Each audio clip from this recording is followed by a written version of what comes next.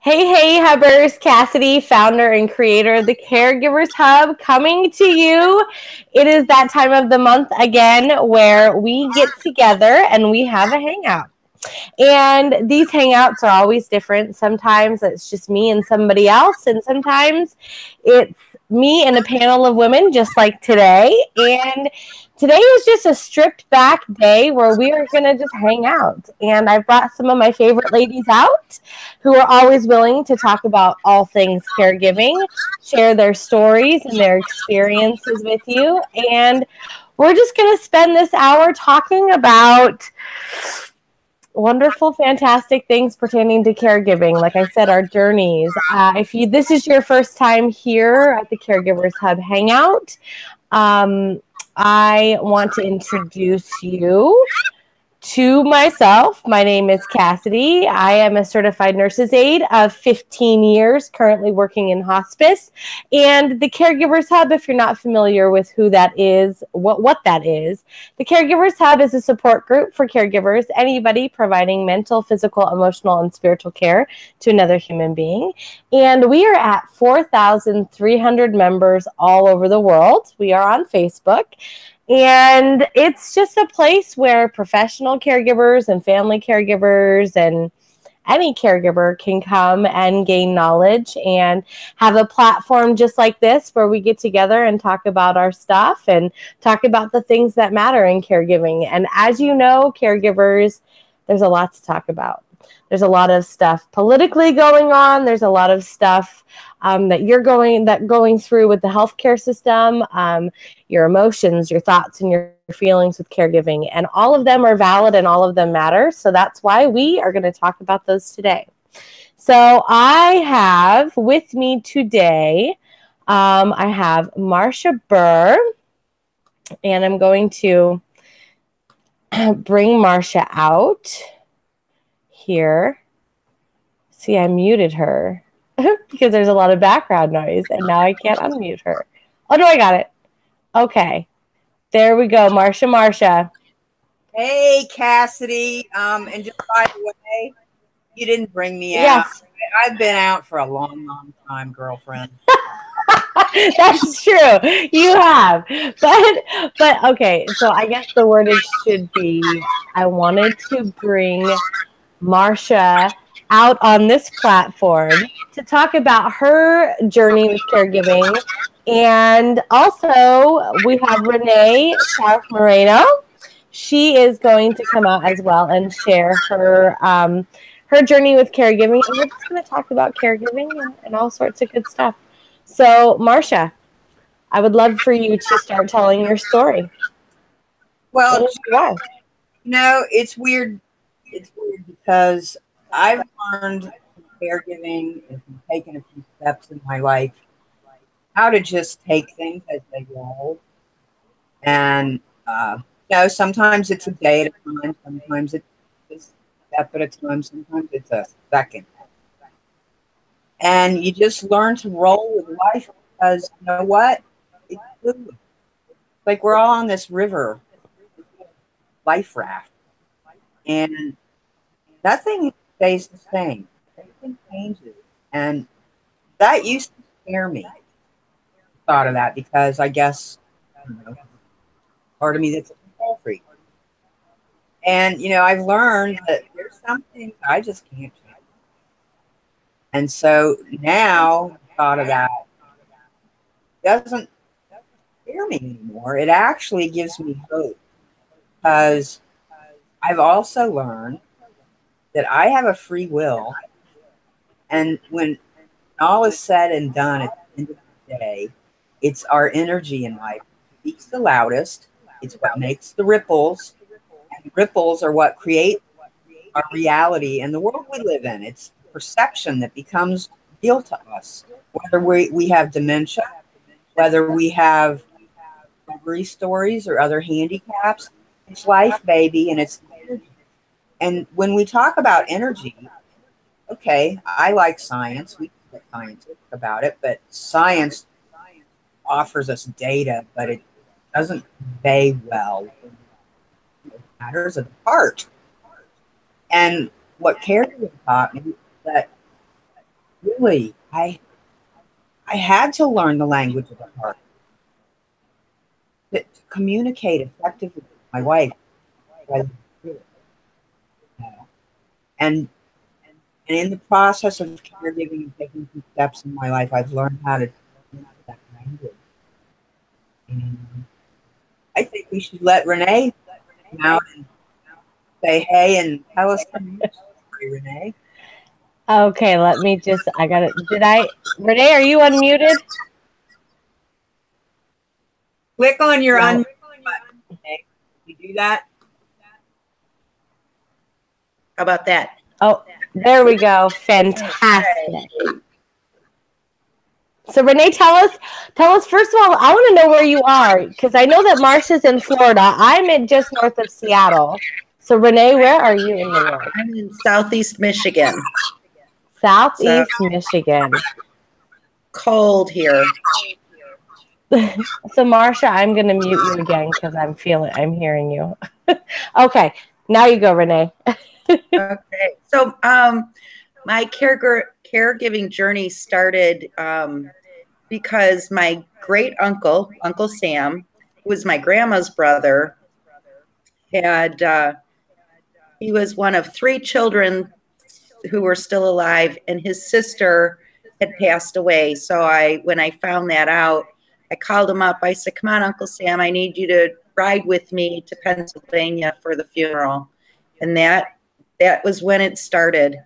Uncle Sam had lost his wife about 8 years before that, and he became almost a hermit. Like we didn't see much of him.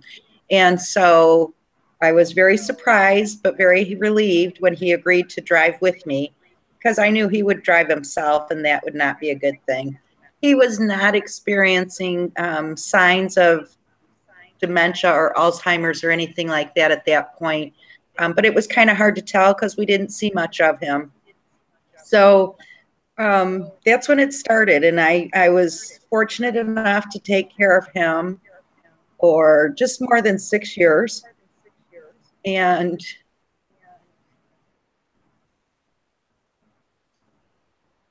it was really it was an amazing experience. Uncle Sam was always very private and very proud, and he did not discuss his business, not even with people in the family. He did not discuss his business. So the mere fact that he would allow me and welcome me and learn to trust me to take care of him was something I just never expected. So in that respect, I was very lucky. I was also incredibly lucky because I learned a lot from him. And I found out that I am incredibly protective of my family. As Marcia had alluded to before, we went live here, we had an issue with the home care doctor. That was frightening. Like I said, I felt like I was in a Jerry Springer episode. This doctor who, we welcomed into the home to help take care of Uncle Sam because he was not ambulatory very well as, the months progressed. And as I started seeing signs that something was going on with him, she was great. He was always afraid of doctors. He physically would his mouth would get dry. You could see his blood pressure was skyrocketing. And she had this way of just keeping him very calm, and it was very nice. And so she kind of became part of our family. And at that point, I was still working out of my house, and Uncle Sam was still living in his house. And we live a couple miles away from each other. So I'd call him in the morning and, see what he was having for breakfast and remind him to take his pills. And then I'd maybe run over there for lunch and dinner all the time. All the while I'm taking care of my daughter, who I guess was probably about 15 years old at that point. So I'm divorced, taking care of my house, taking care of Uncle Sam's house, and trying to keep things together. And this doctor seemed like a godsend. And then about 7 months into it, she started behaving very strangely. And she showed up one Sunday afternoon and she says to me, "Oh, Sam asked me to come by and said he was lonely." Well, I was there cooking dinner and my boyfriend was with us. And so I invited her to stay. And next thing you know, she starts talking about wanting to take a trip to Italy. We're Italian, so she thought Italy would be the way to go. Talk Uncle Sam into going with her. And I'm panicking, going, there's no way you're taking this man to Italy. And I can't. And she says, "Oh, and you should come, Renee, and bring your daughter." I'm like, I can't afford that. I'm barely making ends meet. It got crazy. And it just went on and on. He would show up at the house without an appointment. There were a few times when she would she would already be at the house when I would arrive, and I'd find them in Uncle Sam's bedroom. He was rifling through his chest of drawers, and I'm like, "Uncle Sam, what are you looking for?" Oh, girl, it gets worse. He said, "What are you looking for?" He said, "I'm looking for my passport. We're going to go take a trip." I said, "Oh, Uncle Sam, your passport's not there. Come on, let's go back in the family room and sit down." So we'd go to the TV room and sit down. And I, had words with the doctor on the side saying, "Please don't try and talk him into this because he's not going anywhere. This is just not happening." Now, we kind of knew Uncle Sam lived in an affluent neighborhood. Uncle Sam and Aunt Lee never had children. They were very frugal with their money, and he had no qualms at this point in his life, letting people know that, he was frugal. We never called him cheap, but frugal. And so she started doing weird things, and one day I sent my daughter over to go cut the grass. So it was probably noon. During the week, during the summer, she's not, at school. And she gets to Uncle Sam's house, and his car was there because he was still licensed to drive at that point. And she, goes in through the back door, and she doesn't see him where he should be, which was always in the TV room. And he's not in the kitchen. And he has a big house, so she was kind of afraid to, walk through the house in case, God forbid, she'd find him on the floor. He was 86. Right. So she calls me and she's panicking. And so I called the neighbor and I said, "Can you please go over and, just kind of walk the house so Jesse doesn't have to see anything if there's anything to be seen." Well, there was nothing there. No Uncle Sam, no nothing. Just that morning, I had called the doctor and I said, "Listen, we're going to have to basically part ways. You're wreaking havoc in my family and I can't have it. So I'm giving you notice. You're no longer Uncle Sam's doctor." Well, I had nothing other than power of attorney. And that apparently wasn't enough to stop her.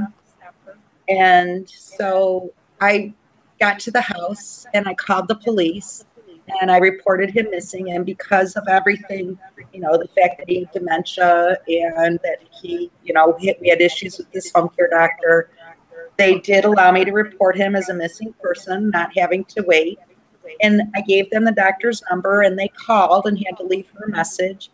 But I had said, I know that he is with her. And, and I documented everything. As soon as she started behaving poorly, I was writing stuff down. I mean, every little thing. And I always documented, his blood pressure and his medicines and things like that. So it wasn't unheard of for me to document this. She finally brought him home. So she had probably picked him up about 9 o'clock that morning.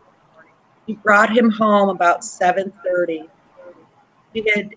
I sat at his house on his front lawn waiting for him to come home because I was going to have it out with her. And this doctor was like 76 years old. She was no spring chicken. She was 76 years old, and I was ready to throw down with her because I just had it. Well, I didn't notice that she had dropped him off about 5 or 6 houses down the street. So I just noticed him walking, up the sidewalk, and I go running over there. He had no cane, no walker. He's carrying this bag of stuff.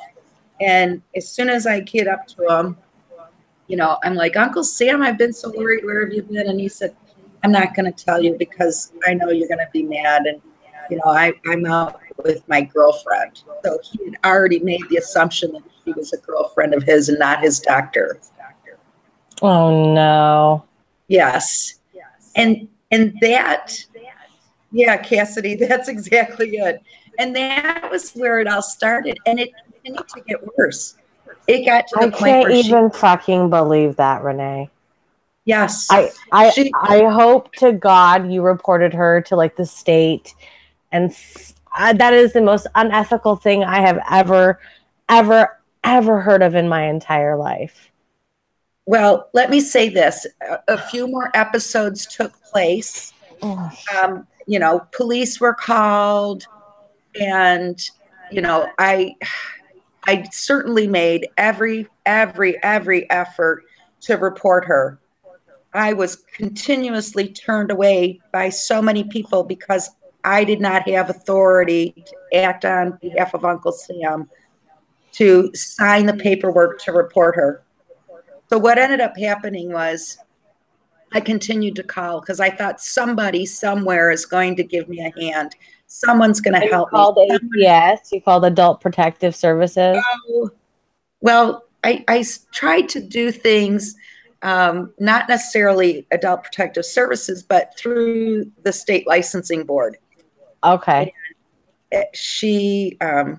Nobody was willing to help me because I did not have authority to act on behalf of Uncle Sam.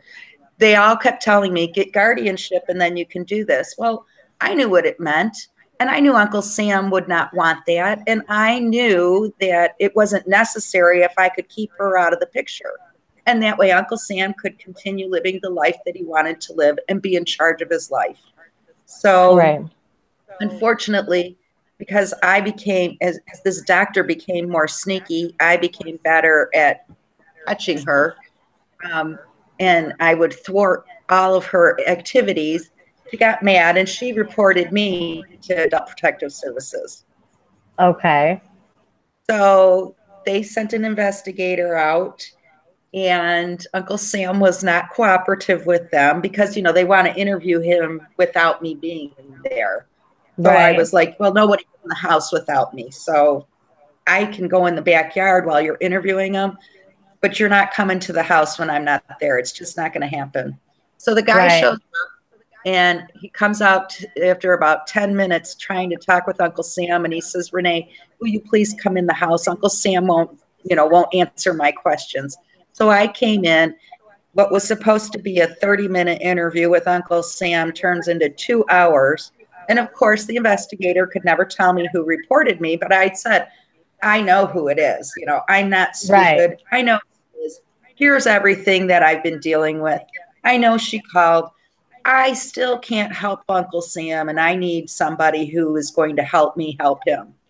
So the investigator said, you have to file for guardianship. And, I said, I don't want to do it. And I told him all the reasons why. And he said, you have no choice, Renee. You have to. You absolutely have to.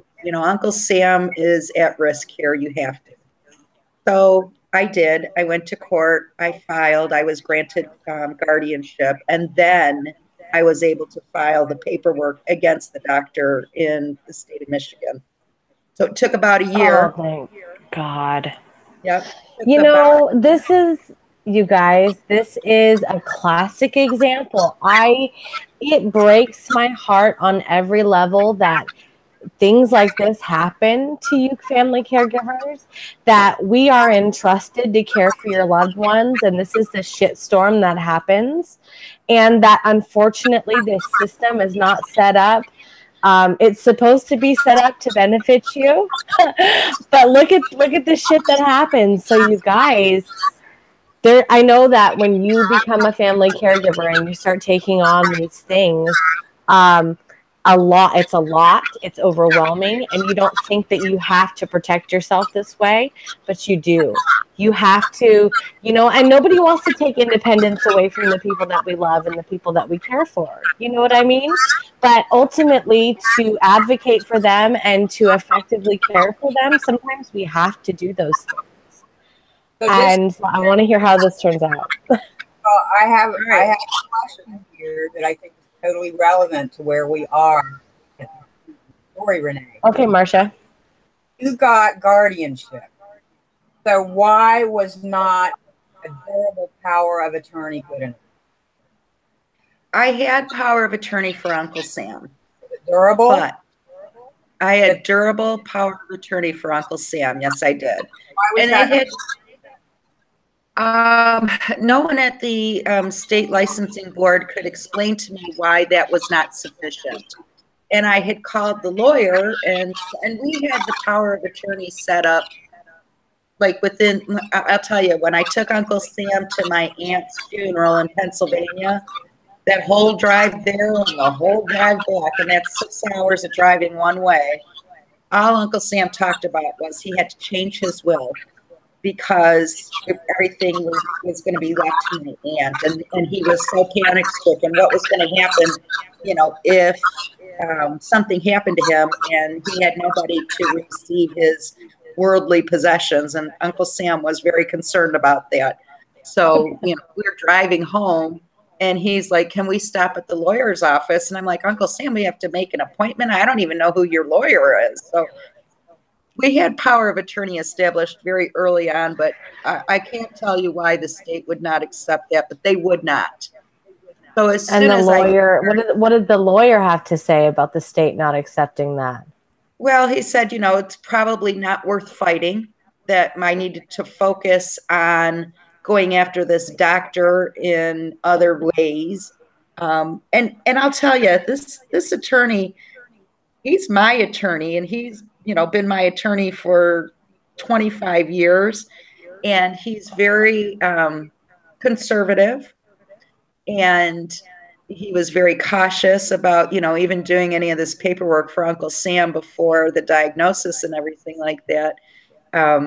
Because he was concerned that, if Uncle Sam was going to, leave things to me, and here I am bringing him in, that he didn't want it to seem that I was coercing him in any way. Right. So, right.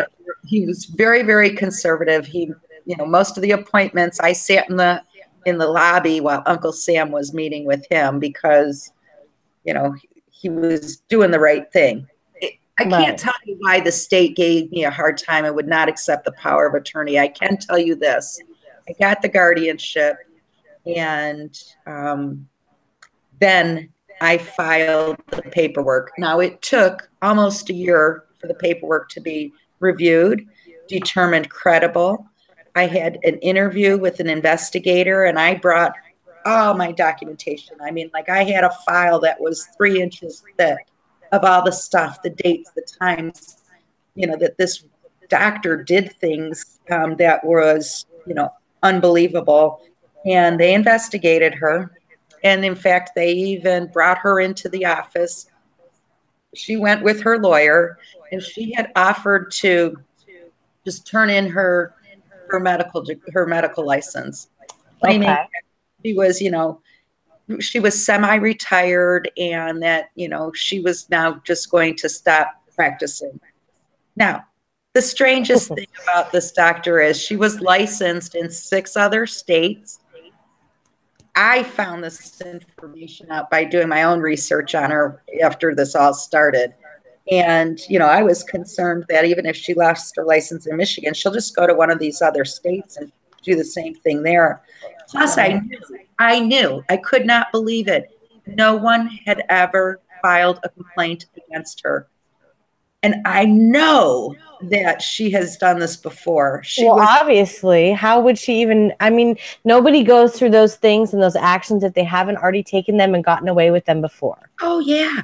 And my mom lives in California. And so I was, on the phone a lot with her. And I was like, Mom, can you imagine what she's done to families who don't have somebody involved? And we know that happens too often. And here I am in there every single day trying to, take care of Uncle Sam and protect him. And it was like the more involved I was, the bolder she got.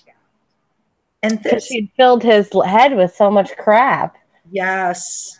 And I started behaving crazy. I got to tell you, I'll be really honest. I was losing my mind. about, what she could do. Oh And yeah. I looked up her address, and my boyfriend and I drove by her house one day. We were parked down the street. He had to almost physically restrain me from going after her. And Yeah. it was crazy. It was absolutely crazy. Long and short story was I drove to Lansing, our state capital, because I was going to be there. She was going to have to face me eyeball to eyeball when she lost her license. And so Mm-hmm. I did. I drove to Lansing one morning, the day of her hearing. She was a no-show. And so I talked with the state attorney general, and he was saying, what brought all of this about? And I told him the story, and I said, she's licensed in other states, so she's just going to leave Michigan and go somewhere else and do this. And he said, well, we don't know that she is licensed. And I pulled out my paperwork and I said, listen, I got this off the internet. She is licensed. Here are her numbers. I had all of this stuff documented. So he flagged her records. And what I have found out is that when you, at least when you rescind your license here in Michigan, it's the other states would not renew her for those reasons alone. They don't even. Okay. So I'm afraid she's still out there practicing, just not in a licensed medical doctor way. She probably has a home care company that she is in charge of, so she still has access to the seniors. There was one incident when I got to Uncle Sam's house, and she had been there, and he had this big, large marble statue thing that the base came up, and there was like a hiding spot there. And he had, I'm assuming, money, because Uncle Sam would hide money throughout the entire house. And it was, the top of the marble statue thing was off, and it's heavy. It's sitting on the floor, and the base thing's open and empty. And it wasn't until she left that I thought, oh, this is really weird that she stole something from him. I have since found out after he passed and I started going through things, he stole jewelry. He stole a lot of money, like almost $100,000 worth of money that he had in the house. Oh my God. Yeah.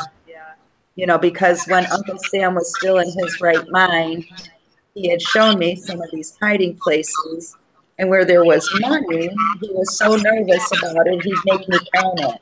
And so as I had counted it, I would, put a little note on there in the rubber band to say how much it was, in case he ever went back to go find it and make sure that I wasn't stealing from him. Dementia 101.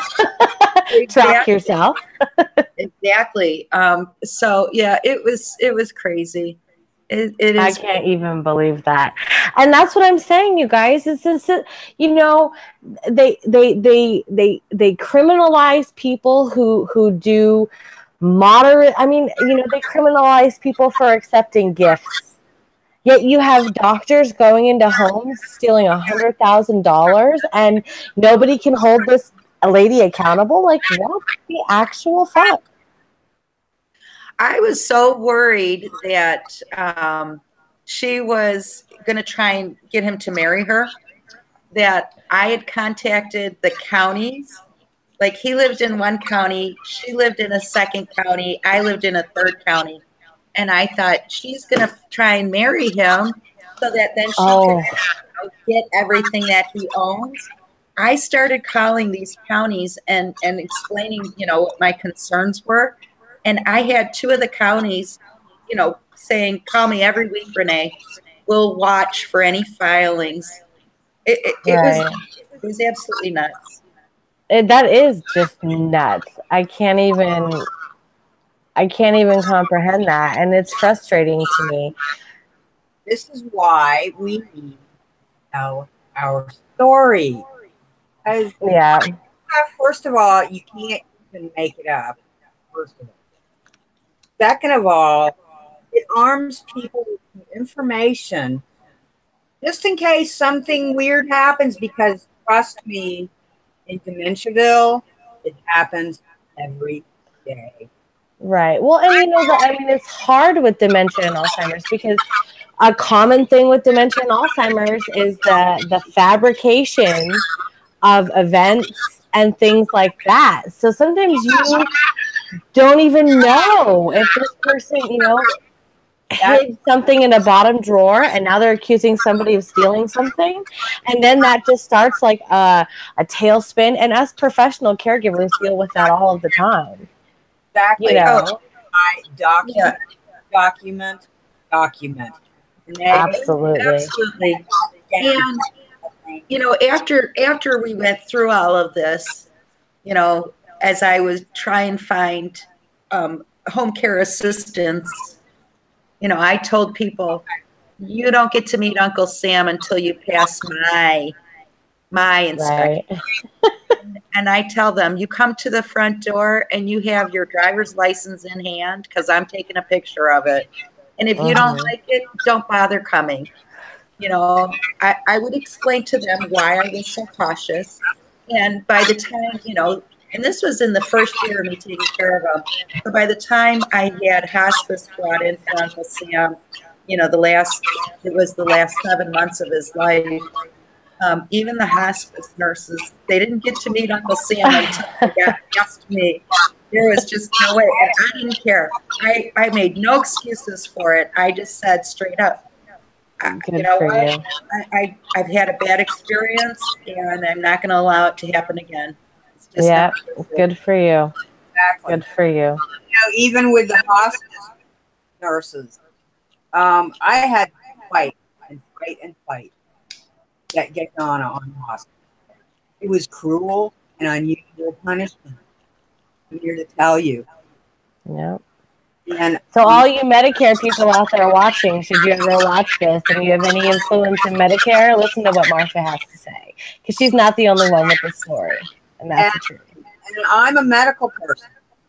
I was an x-ray tech in Trauma 1 Teaching Research Hospital for over 7 years.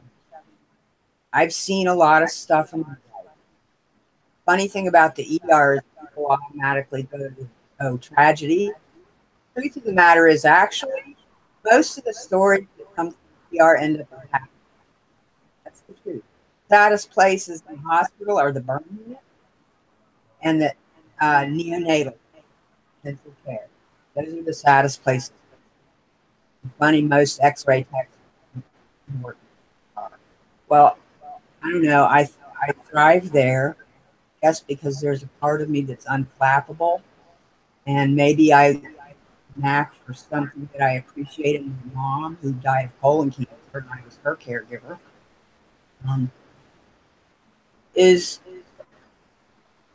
a sense of understatement and grace.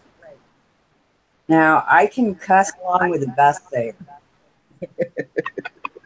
but real tragedy and things, and I have a good, funny, I mean, I was elected camp monkey. I was 12 years old. You know? So I look at the world and I'm mostly amused, but overall, I'm dead serious, baby. I'm a serious person. I just happen to think that most things are pretty amusing. Step back and look at the big picture of things. And so I was unflappable, and that's a good quality to have as a caregiver. But I'm here today to tell you that there wasn't a whole lot that I learned in the ER that even began to prepare me for the journey of being 24/7 caregiver. Wasn't mine. Yeah, I know how to do. I know those things. I know stuff. I know stuff about meds and stroke and first aid. And Dementiaville is a whole different place. I've been on stuff. I said I've been past. Finally, I got home after starting my year, going nowhere real fast. My car died. When the car died, I had no income. And so that needed all of my energy. I got a car. I knew I would. I said I would. It happened pretty much the way I said it would. Exactly how I got the car I had that died. So that's a whole other story. But Point is now, all this stuff that I didn't learn working in ER, caregiving, my life, in the last 3 months of Kate Anna's life. And you know what? I had it easy, and I hear stories every day. Every day I hear somebody crying. And I don't even work in ER anymore. I don't even have a license to be an X-ray tech. And I don't want to be an X-ray. And that's okay. I have other things. Not, like I said, feeling restless. Not sure what's next. Something is, I feel it building. And I've learned through the whole journey that it's our energy that speaks the loudest. And it's our stories that convey that energy the best. And that's where people actually find hope through all the tragedy.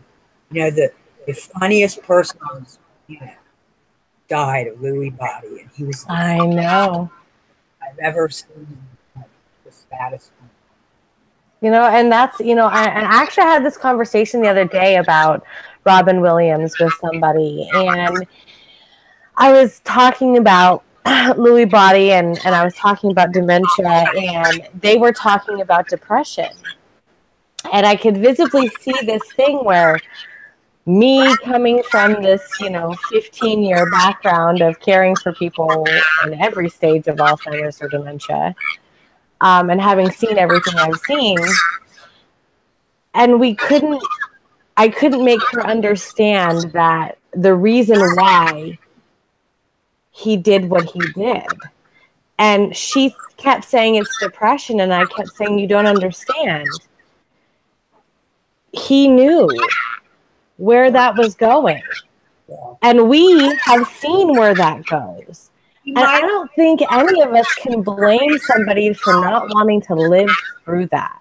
I can't. I never will. Might have already. Uncle Steve.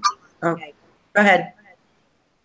You might have already been having hallucinations at that point. Think of all the dementias out there, and there's a lot, man. There's 70. Okay, I even heard things there's over 200. I'm sure of it. And the more we label things, and it dissects and dissects, you know, down the rabbit hole.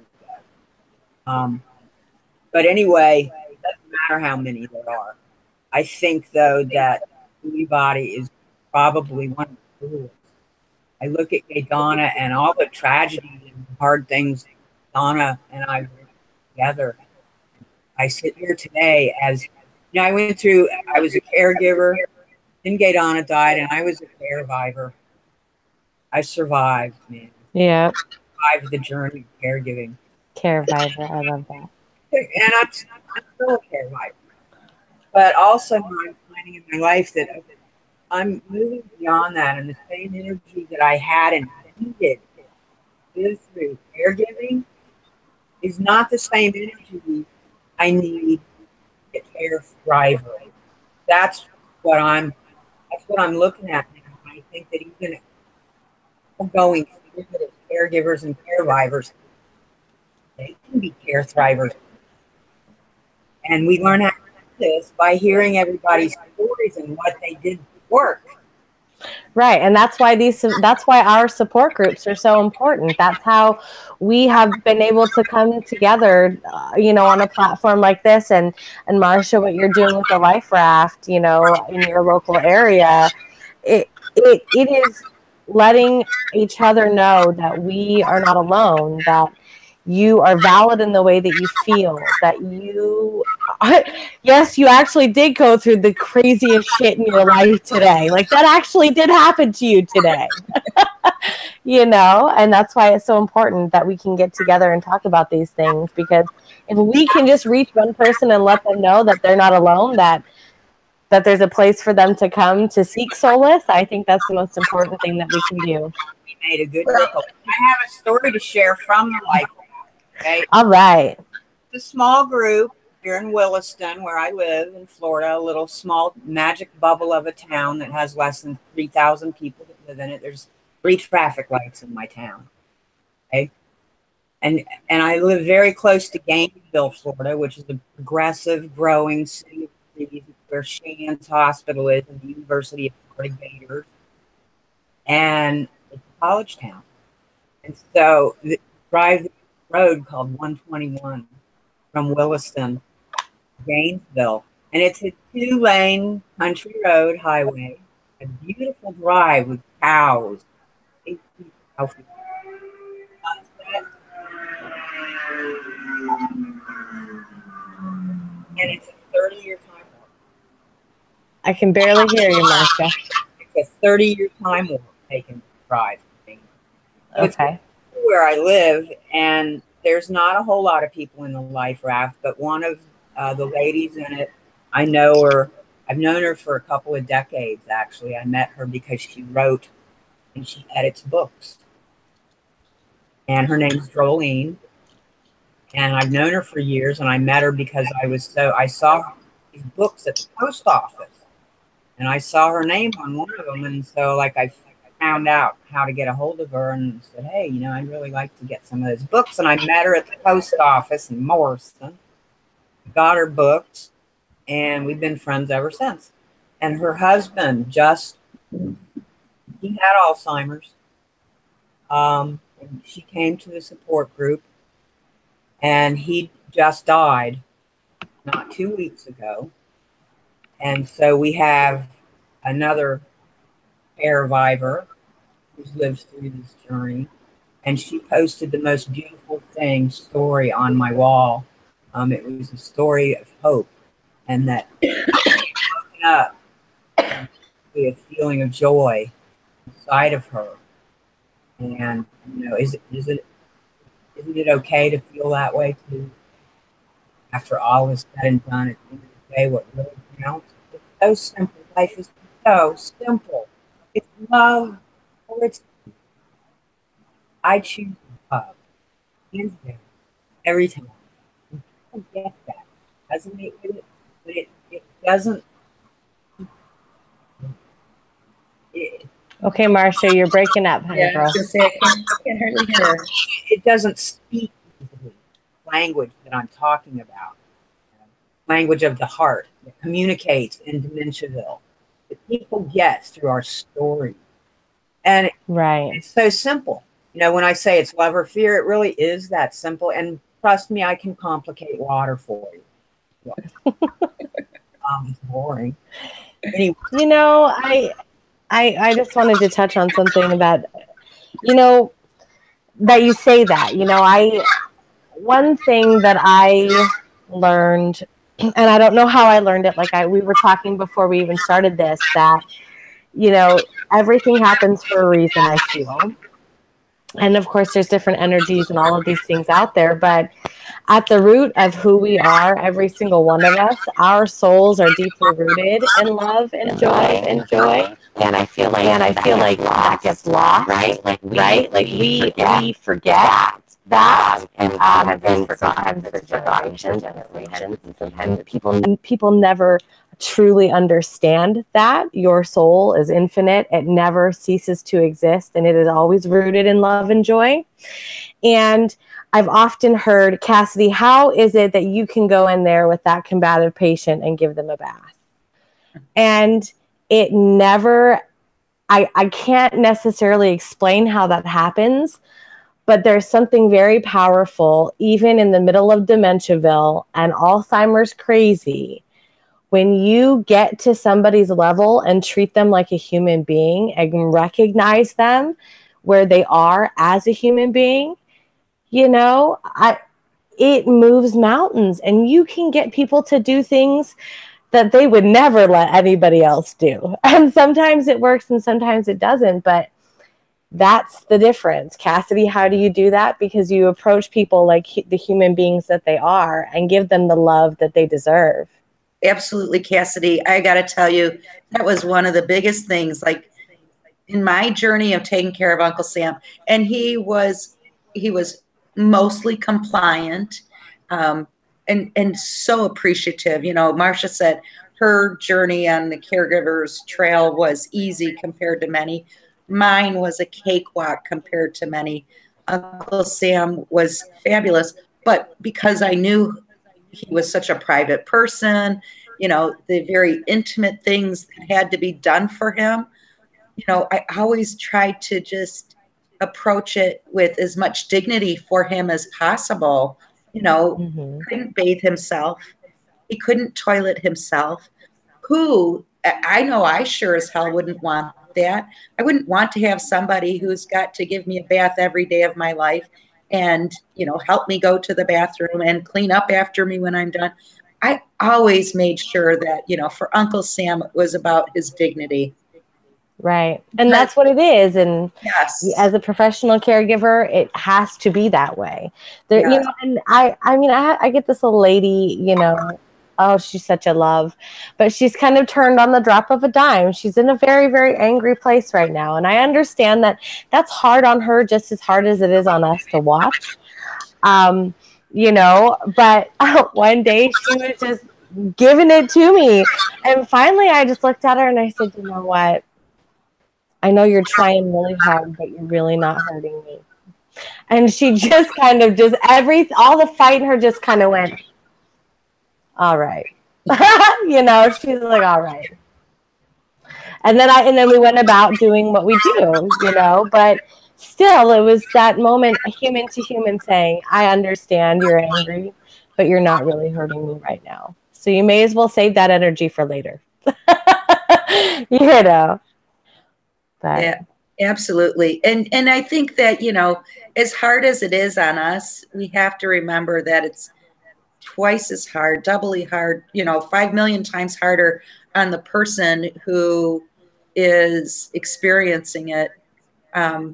You know, Uncle Sam, Right, I mean, really upset with himself when he couldn't remember things. He was so concerned about, you know, if he was going to make a fool of himself and then embarrassing me.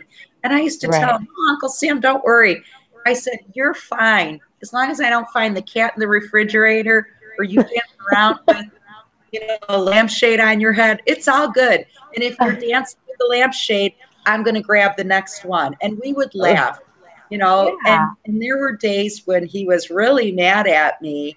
And thankfully, I could count on one hand the number of days that he was really mad at me.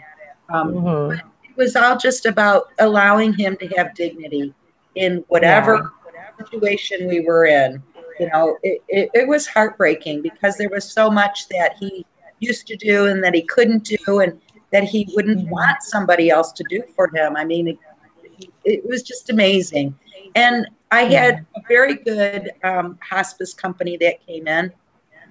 And because he was bedbound at that point, I had no idea how to bathe him, how to dress him while he's, you know, in this bed. You know, he was a full-sized man and I was a 125-pound woman. And, you know, I'm thinking, how am I going to do this? How do you change sheets on a bed when somebody's laying in it? So they very carefully. Very carefully. And then one time the mattress that he was on, it was an air mattress. Right. Kind of like rotated so he never got bed sores. Well, the damn thing deflated. There was a hole. Yeah. So he's laying on springs and so the hospice comes out. But they don't know how to get him out of that bed. He couldn't stand. But again, it was, you know, myself and one other person and there we are trying to, you know, move him and get a new mattress in there. It was just unbelievable. And we think we're not going to be able to get past whatever today is giving us. And then tomorrow rolls along and we're there.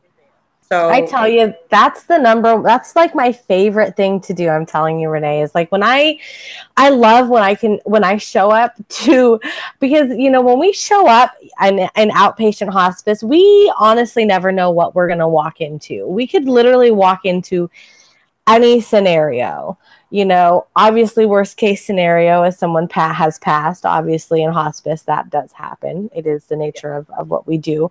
But we see people in crisis all of the time. And it is my favorite thing to be able to come into a home and take care of things, you know, and make sure that that family, you know, has some solutions, some things that they can work on, and that we are fixing these problems.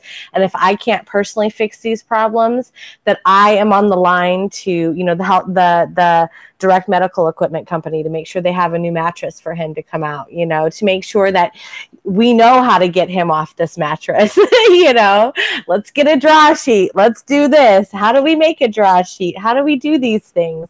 That's my favorite thing, to be able to problem solve like that with my families. I love it. Your families are very lucky, because not every hospice company is that good at it. Now, I was very, very lucky, and I loved my hospice group.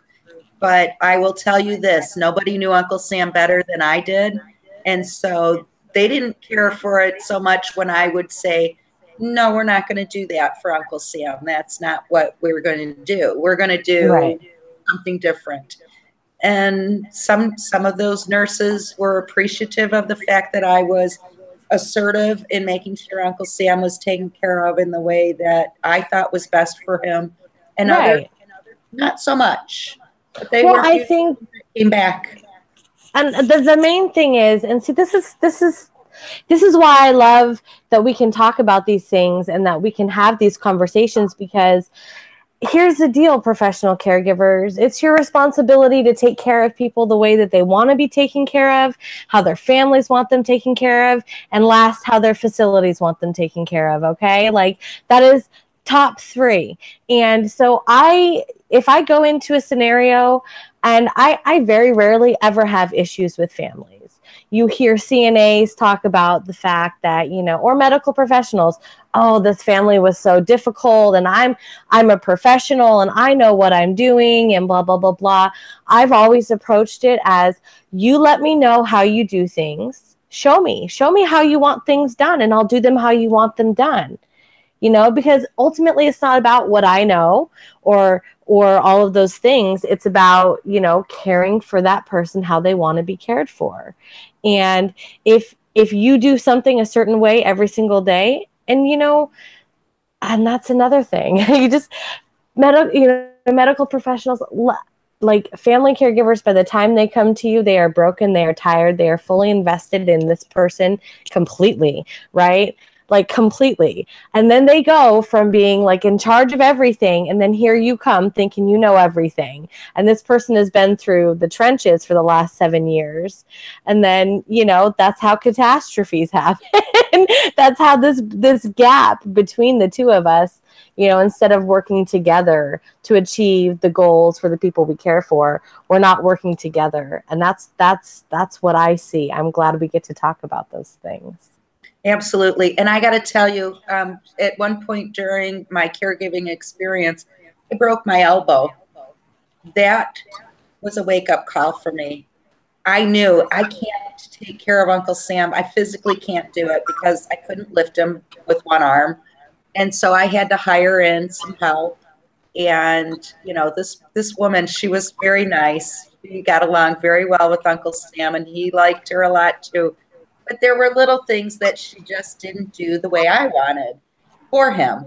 So, you know, she'd be bathing him, and, you know, he's basically laying there completely naked. And I would, you know, put towels on top of him, and, you know, I'd move him around so that he was always covered at some point. And I showed her, this is how I want it done. And she said, well, you know, then you've got all these towels that are wet. I said, I don't care. I don't care. If you're not going to do it the way I want you to do it, you're not going to be here. So you have a choice. I get this more than you know. Okay. Even, okay. How do I even say this without sounding like an asshole? There is a proper way to give a bed bath. And the way that I was trained was, you know, that patient, and what I do, I use 3 towels, 2 washcloths. I lay the top one out, right? But that person from the waist down is fully covered with their blankets. So those blankets go down, but the top is covered with the towel. And then I've got my blue chucks under one side, and I bathe one side, and then I bathe the other, and dry and lotion.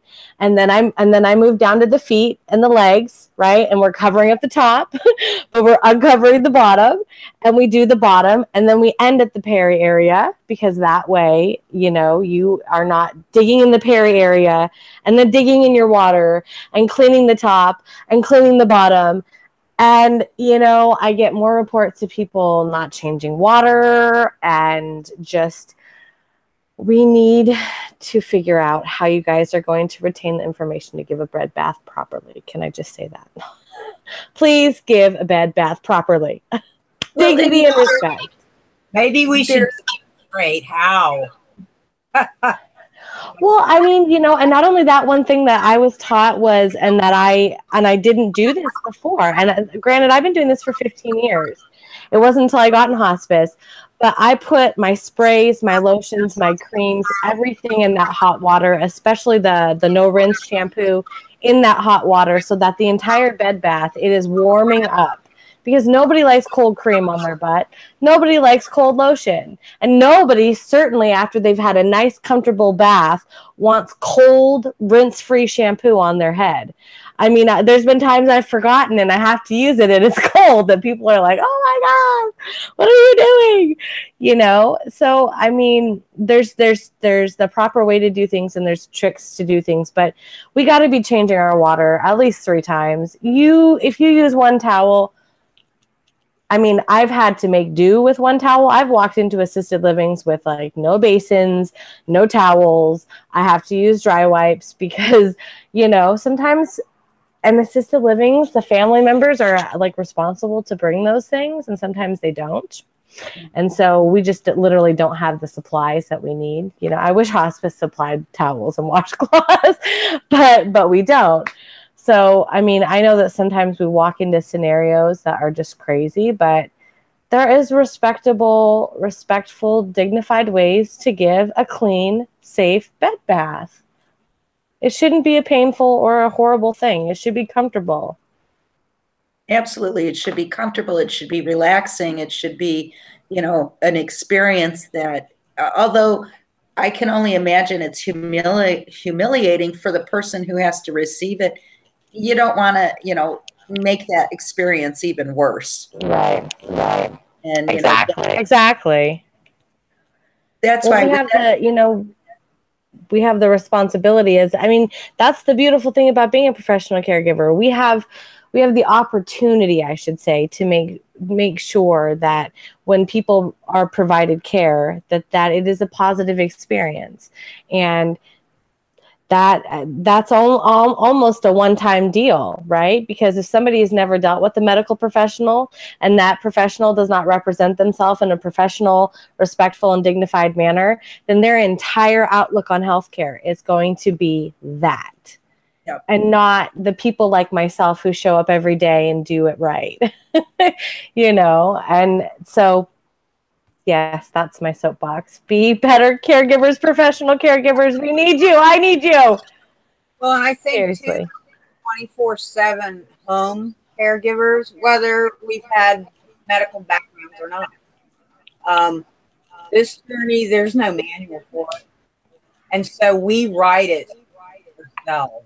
And we write it in pencil because what works 1 minute, baby, it might not work the next minute.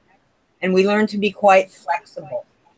And we learn to listen and look for the little breadcrumbs of clues. And that's this language of the heart that I'm talking about. You know, it's there. It's really simple. And you feel the energy travels. It's you know, in a good way. That's the other best part about it, about what I do with hospice. There's a definite palpable energy when you are providing somebody who is transitioning end-of-life care. It is, and the only way that can be like that, Marcia, is from love, to give that person that love in those states when you know they're there, but they can't communicate with you. They can hear you, they can feel you. And the thing is the 24/7 caregiver, again, we end up being teachers too, because as just what you're saying, we have to communicate the needs of the person we love, a team of people who are providing the care and support that our loved ones are counting on us to provide. You know, we become the trusted tour guide in this journey. And so we have to out. And even if your loved one, you have to go through the decision-making process of putting them in a home or an assisted living facility, you're still a caregiver because you end up being very vigilant. Absolutely. You're still an advocate for that person. Exactly. And Yeah. and this is why these little get-togethers we have are just so informative and vital, because these are the stories of our lives. People. This is reality. This is what I'm talking about. The everyday we go through and the emotions we feel behind it, the interconnections. It's amazing to me when we start telling our stories, the ripples that unfold after. It actually, when the story unfolds, it was really a ripple that started before the whole story to begin with. It's just an amazing thing.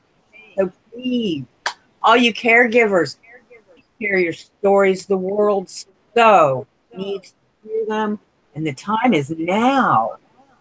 Yeah, and your voice matters. Your voices matter. I know it feels like they don't sometimes, that you are in the midst of caregiving hell and that your voice doesn't matter and that your soul doesn't matter because essentially, like, you give your soul to caregiving. You give your soul to another person for that period of time, however long that time is, and you can lose yourself. I mean, we see it every day. I see people every day in the hub say, I don't remember who I was. Every semblance of who I was before this started is gone. And how do I pick up the pieces? So, Marcia, you say care guy, that there's a difference between, you know, going through Dementiaville and then being a caregiver.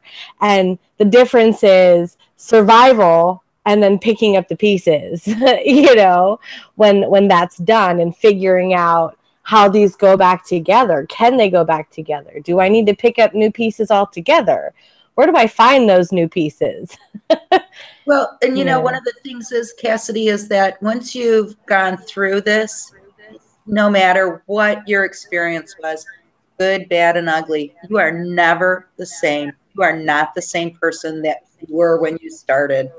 And it's hard because, like you said, you don't even know who you are by the time, you know, your journey has ended.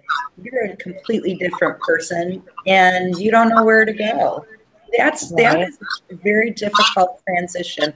You lose a sense of, you know, your value and your worth because you've invested so much energy and time and love into the person you're taking care of. And then all of a sudden they're gone and you're questioning, what's my value now? You know, that was a really hard thing for me, was trying to figure out, what do I do now? You know, I was caring for Uncle Sam for 6 years. What am I supposed to do now? Exactly. It's a hard transition. It is. And I'll tell you something. Caregiving, I was a caregiver before the journey of dementia started. I was a professional caregiver. And it changed me at a core level. It changed me at my essence. It changed my heart. My heart grew large because I allowed it to unfold. And as painful as a lot of it was, and how I got through it, by allowing it, by giving it space, by respecting it, by looking for grace in it, by following the breadcrumbs and lessons and being grateful for those lessons. That's how I got through it. And I woke up one day after 7 caregiving, and my wife's gone here, and I had to rebuild my life. I did. No, I couldn't be an X-ray tech anymore. First of all, I herniated discs in my back, and then I had a heart attack. And bottom line, I didn't want to be. There's other things that are calling to me, and I think it's in our stories. And I'm gonna, absolutely. and we all get through this by hearing each other's stories. It's what uplifts us. As sad as some of them are, and you know, listen, I feel them. I feel these stories. It's part of a weird thing about being a good caregiver, I think, that you're kind of empathic and you feel it, but then you also learn how to separate it so that you can come home and live live what they call whatever a normal life is, you know, because caregiving isn't all of life, but it's absolutely. and it changed me to a level because I allowed it to. It grew my heart and it made me a better person. And that's what I want to share now afterwards, because there's people frozen. There's people going through it, that went through it, and they wake up and they go, God, this is harder than all the caregiving I went through. I'm so lost. I'm so alone. I went through this parallel universe for 10 years, for 17 years. And I woke up one day and it's a brand new world and I don't know what to do. Absolutely. But the cool thing is we have a free will and it's a new opportunity. It's a new day and we can make it whatever we want it to be. And it's really simple. We can just love or love is so much easier. It's so much better. And honestly, it takes a whole lot less. It's free. It doesn't cost you anything. Never. I always say that. My love is free. It doesn't cost me anything to be good to people and to love up on people. You know, and believe you me, I feel that end of life care is my purpose, that it is my purpose on this earth to be able to guide souls through their transition. That is my purpose on this earth. But my other purpose, which is calling me more these days, is dementia and Alzheimer's education and spreading this word about it and what we have to do. And, you know, I had this situation where I was, how do I even say this, like, delicately? So recently I discovered it was outside of my scope of practice to provide education as a certified nurse's aide. Yeah, right? So, and part of that being dementia and Alzheimer's. And I'm looking around my community and I'm looking around and I'm like, okay, where is the person in the forefront whose scope of practice it is to talk about these things? Whose scope of practice it is to educate about these things? And so it kind of got me fired up.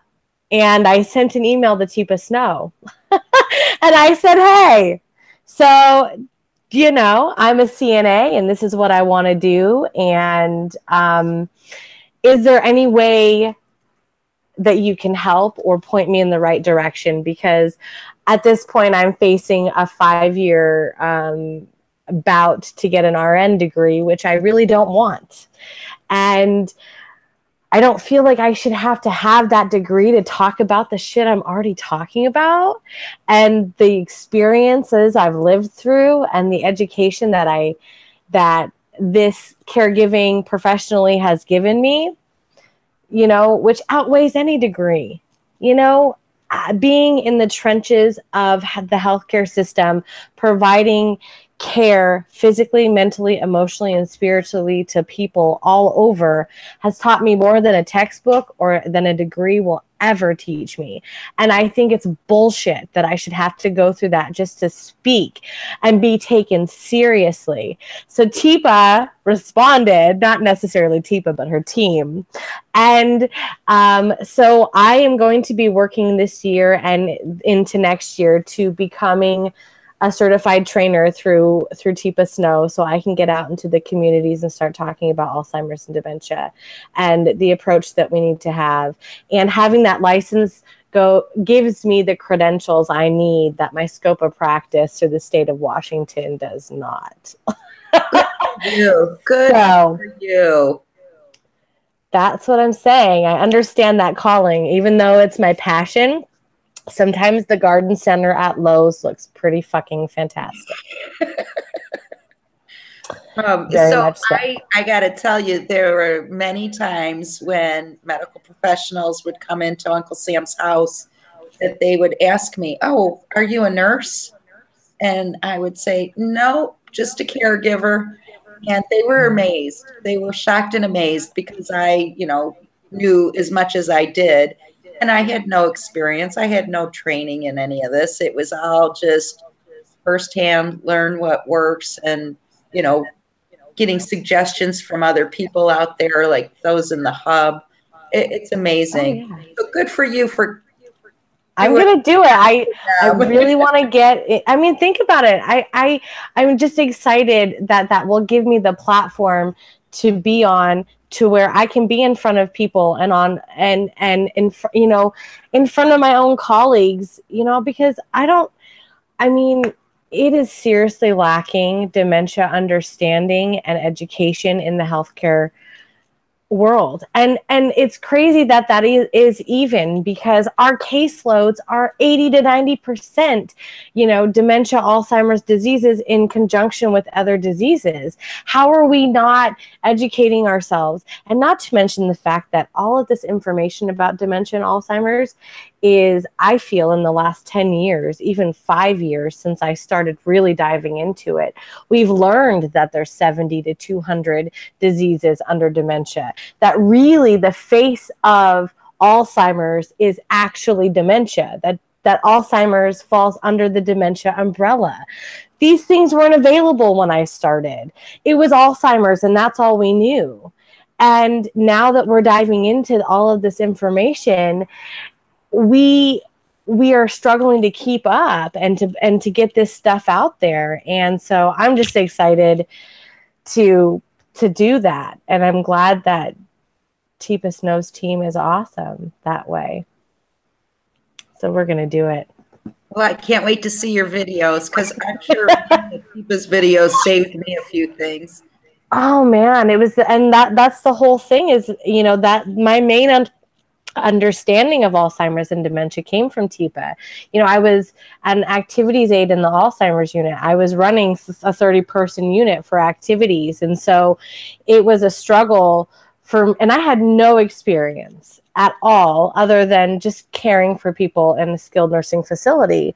And then I got sent to this Teepa Snow conference, and it was like, oh, it clicked. I understood what Alzheimer's and dementia was, what, you know, and how it worked. And I started to see it in my residents, and the understanding of the different stages and why it worked. Because sometimes, like, I love that the dementia Alzheimer's brain can be like a puzzle, and sometimes you can figure it out, you know, in between the discombobulation about everything that is going on there, you get these little pieces of things, and if you plug them in here, they work, and if you plug them in here, they don't work, and you know, you go through these things. And if it wasn't for Teepa Snow, I would have not lasted 3 years in an Alzheimer's unit.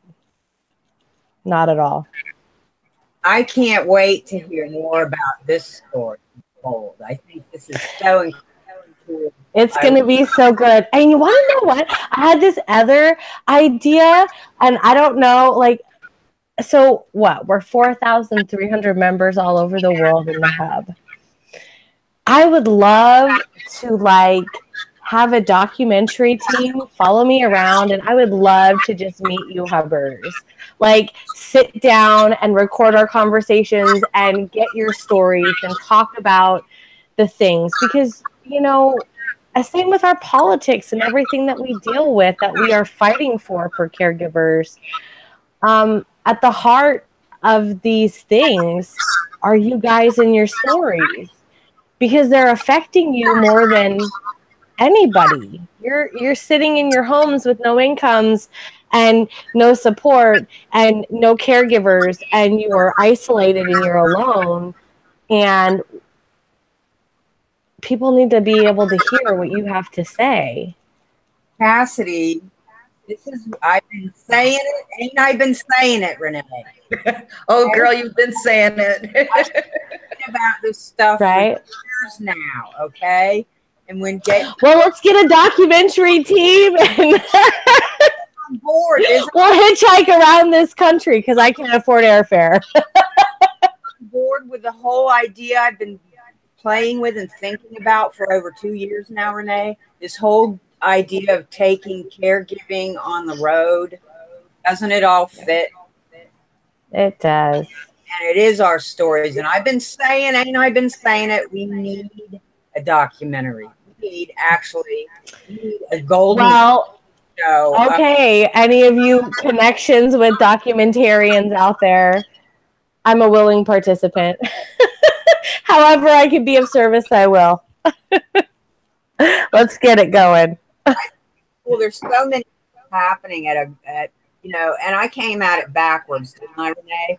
And I woke up one day and I said, I have enough information that I can get something going right here, right where I am, where I can. Had ripples from that already. And I have other things I'm still working on with another caregiver who wasn't here tonight, Erin.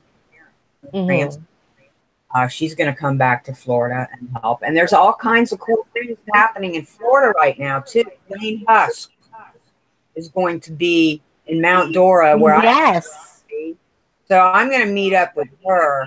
And I love Elaine. She has the most incredible story as well. Her father, Norm. And, Elaine is from Massachusetts, and my dad is from Massachusetts. And come to find out that my favorite beach in Massachusetts is Elaine's favorite beach, and the beach that she spread her sister's ashes on.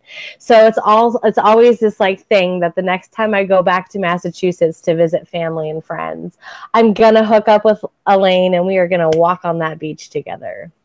So I'm excited you get to meet her. And this is what I mean. See the ripples from these other ripples and other stories. That's how we make things happen. Life is fluid, baby. And when we learn ripples, and when we learn how to look for those little breadcrumbs and little clues that are spoken and shown to us in the language of the heart that we've been talking about, and let me tell you something, magic happens. There's mojo there, baby. And so, it's the universe. Everything happens for a reason. Everything.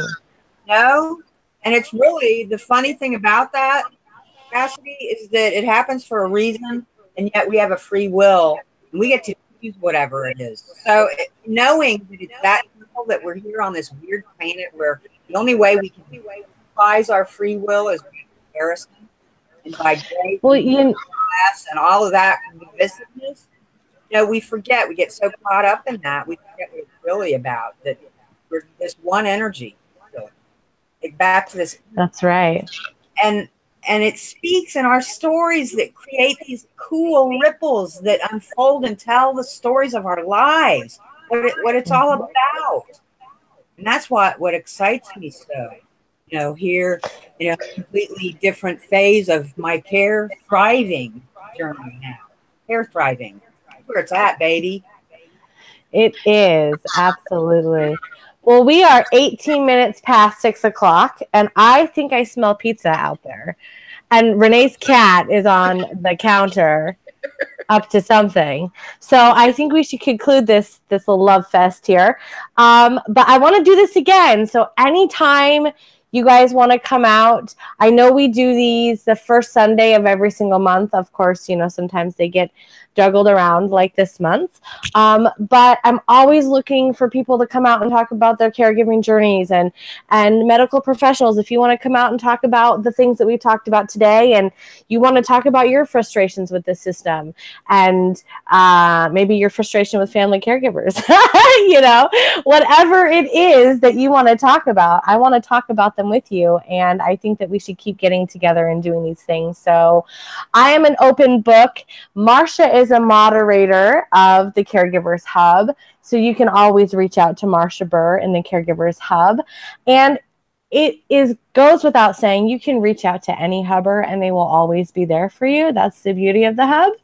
So if there's anything else any of you need, make sure that you comment in the video below, hitting up in the Caregivers Hub Facebook, and that's all I have to say. So anybody else, come on out and give your last thoughts, your pearls of wisdom. Great talking with you, Cassidy. And Renee, darling, I love you. Man. Yeah, this is great. Thank you so much, Cassidy. I love you too, Marsha. Absolutely. Absolutely. Thank you for sharing your story, Renee. Oh my goodness. Most important thing. If you never get anything out of an hour of this, just listen to Renee's story, because you will go through every option you can to avoid that. I know I would as a family caregiver. Oh, I yeah. mean, I would have been, yeah, I don't blame you. I probably would have been put in jail because I would have gone ballistic. I realized if that happened to me, no one was taking care of Uncle Sam, so that could not be my option. But see, that's the thing that we talk about, everything happening for a reason. See, I'm a firm believer that at every single moment in our lives, there are souls around us, guiding us and supporting us and being there for us.